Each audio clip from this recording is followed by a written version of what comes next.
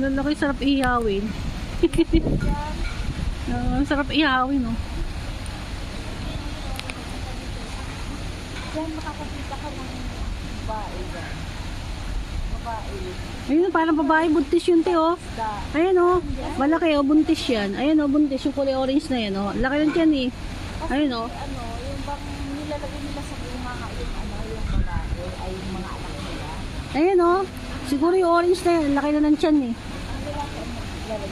Ayan, oh. Laki na ng tiyan yan.